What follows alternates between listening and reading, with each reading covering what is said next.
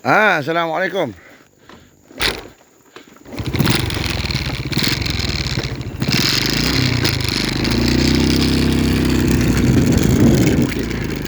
Assalamualaikum. Assalamualaikum. Assalamualaikum. Selamat pagi kawan-kawan.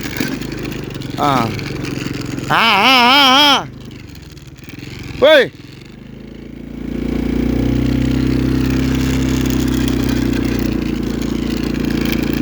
Selamat pagi. Selamat tengah hari. Kita dah sampai ke pondok dah.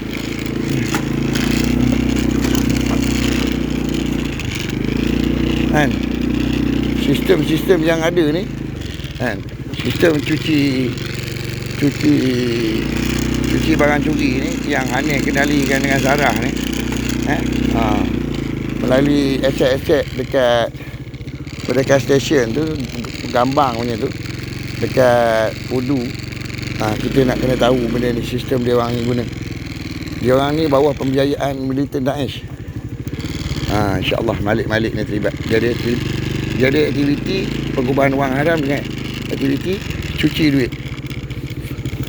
Mungkin dia gunakan kerajaan Pahang ni untuk cuci duit ni 0.6 bilion untuk tahun depan, bila penghujung tahun ni.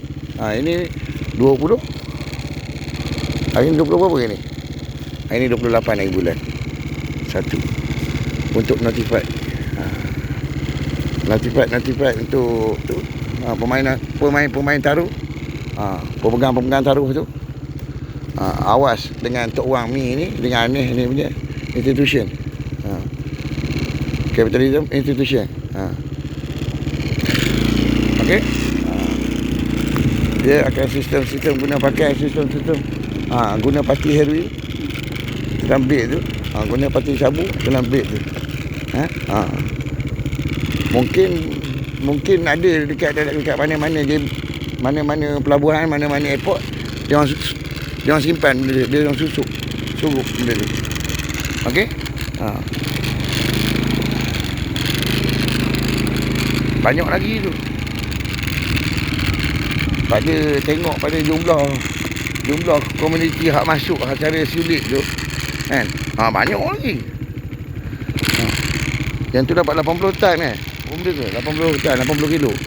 Banyak lagi, babe.